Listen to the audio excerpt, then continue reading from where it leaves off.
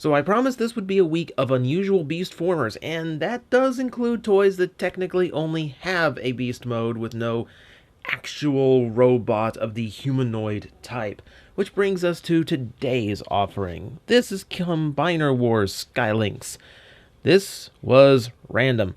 This is about as random of a choice for a combiner series as I could possibly think of, though he does technically have a combiner element in the original. No, just the idea of him becoming a combiner torso was weird.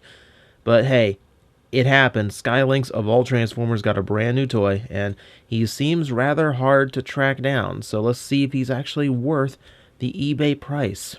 Probably not, but we're going to look anyway. As you can see, he is a space shuttle, but a somewhat futuristic variety. I don't know any with that tri-tail fin thing going on, but hey, there could be. We know by now I'm not good at identifying vehicles, but everything does have a futuristic slant to it. There's a lot of heavy detailing on here that you don't normally see on a space shuttle. Lots of molding lines going all the way through the sky.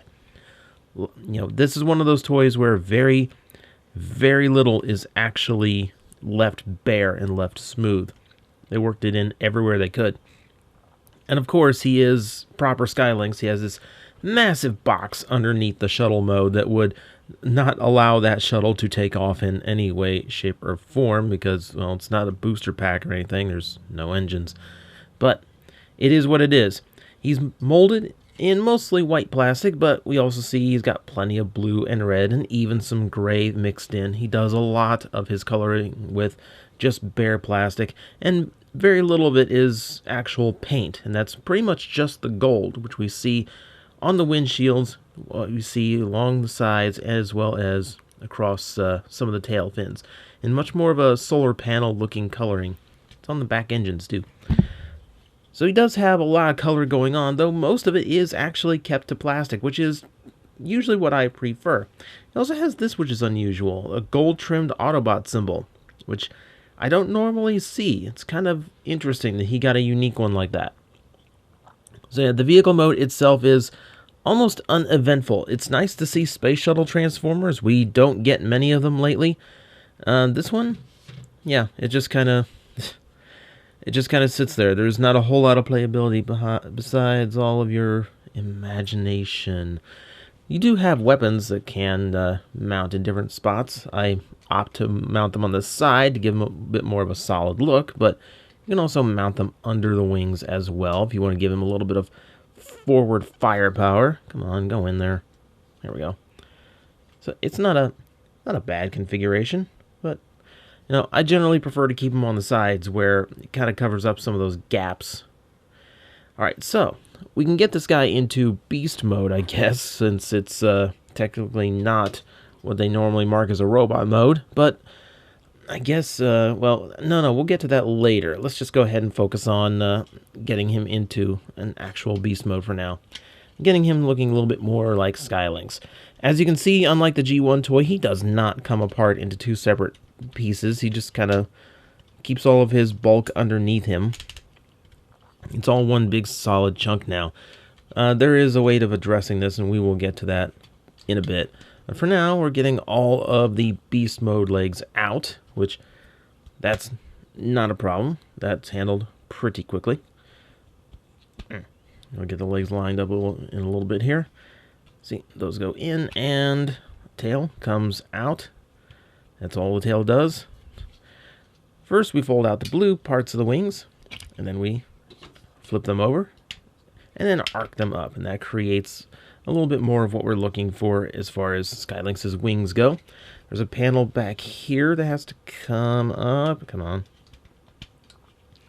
Up, and that comes down.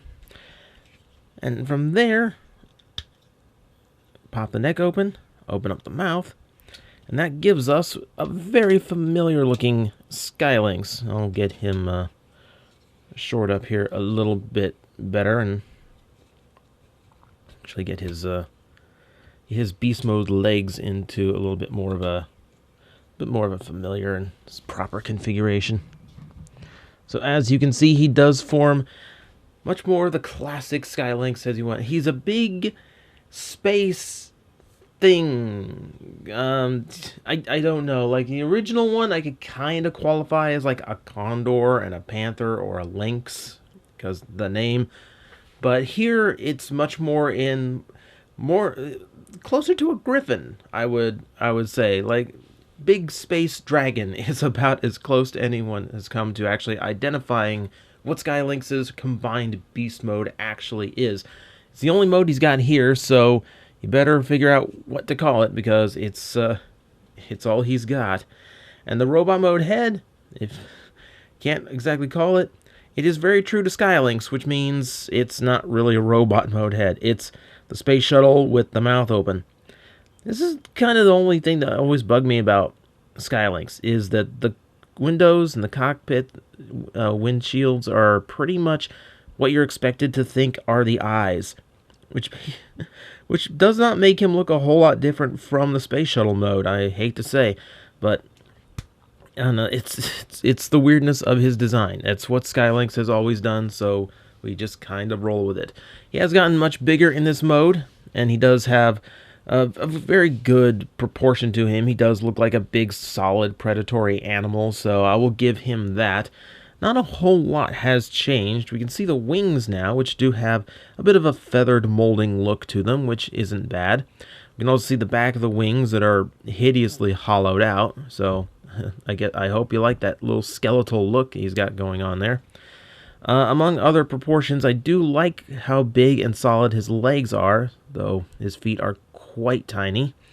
And then there is the tail, where this is kind of disappointing to me, that the tail itself just does not have a lot of range. Like, I would expect, let it accordion out, or let it, like, unfold one more length. This is a really short and stubby tail, and the answer to this is to actually connect on the weapons, which can link on to the very tip of the tail and link together themselves in order to create something a little bit more solid, something a little bit more fitting of a dragon mode's tail.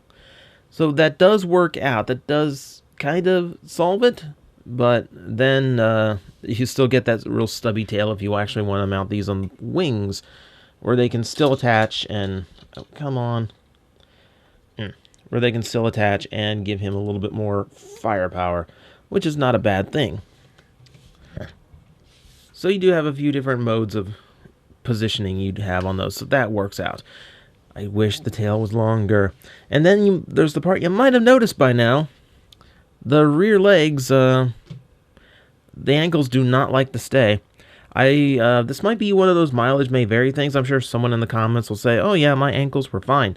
But on a lot of, I've seen so many reports of these being really, really loose and just not able to hold up his weight. Now the front fixes this because there's no way for the ankle to move up any higher. But here, because of the way it transforms, it has to have that range, which means it's just kind of stuck there.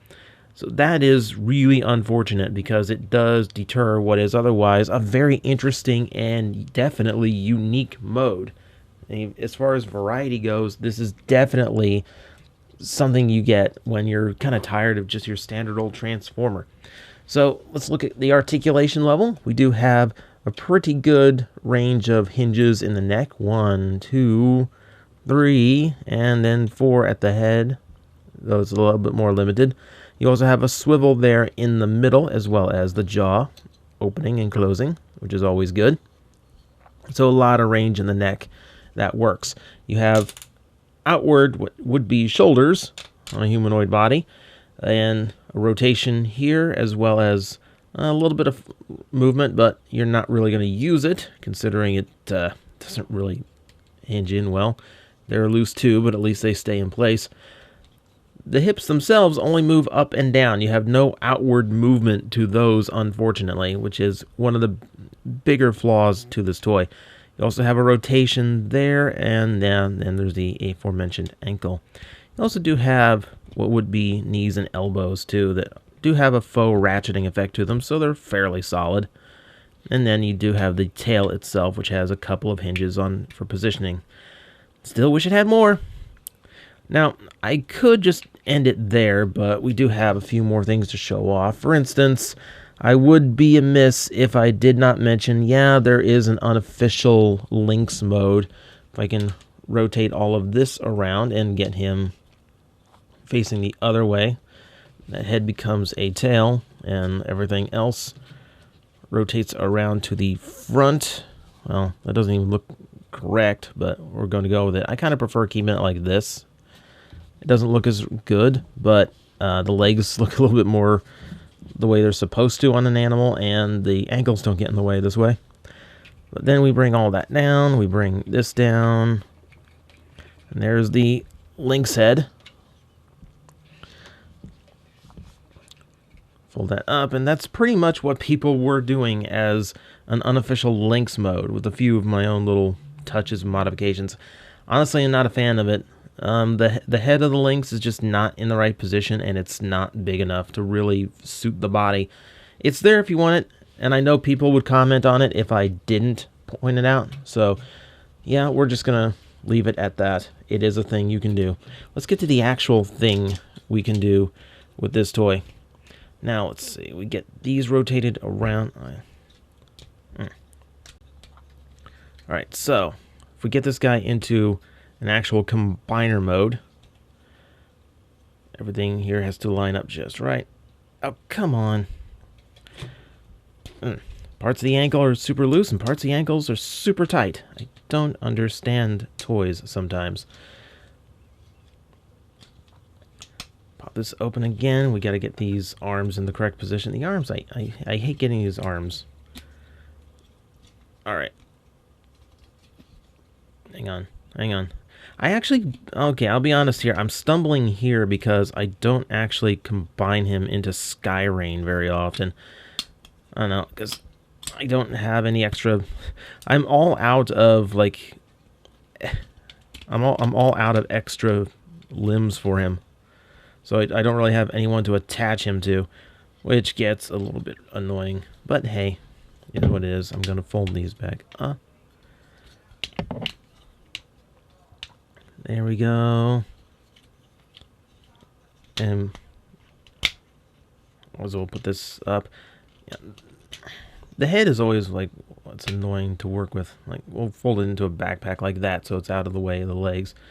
So the torso itself looks pretty good. Here's where I don't mind the size of the lynx head, because it does work as a combiner head, and it's an interesting way of including Sky-lynx's other identity. It's definitely an interesting choice, and you could call it clever. I don't know. Part of me will always prefer if they had just left him leader class, and I could have just had, like, a full working Sky-lynx that does everything Sky-lynx is supposed to do, but this is at least an interesting alternative. I don't have the toys that combine onto him in order to really show you what he looks like as a torso. However, I do have the aerial bots handy. So at least we have some color coordination when it comes to looking at this guy as a full combiner torso. I'll back off the camera once I get this all into position. There we go. Now we can really see the full mode for Sky-Rain. I will say, it is a very strange idea to turn Sky-lynx into a combiner torso, but the end result actually does look really, really good. He does make an extremely solid torso with the right proportions and just the right overall physique for a combiner torso. It's a really clever job, I will admit. Like, if you need a spare torso for spare limbs, and hey, with Hasbro continuing to release replacements for some of the older teams, you definitely have a good option here. He does look quite good.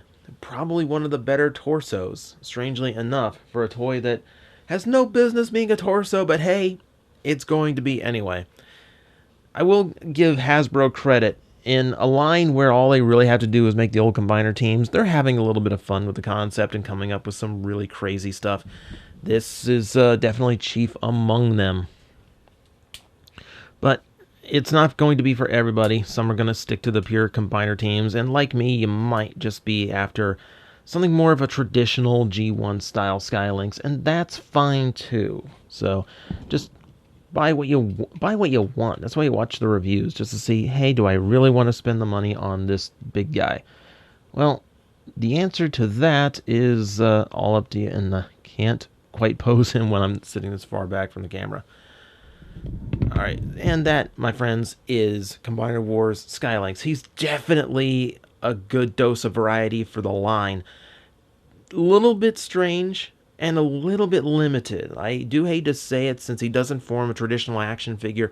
He does not have the playability you would get out of another Voyager class Transformer.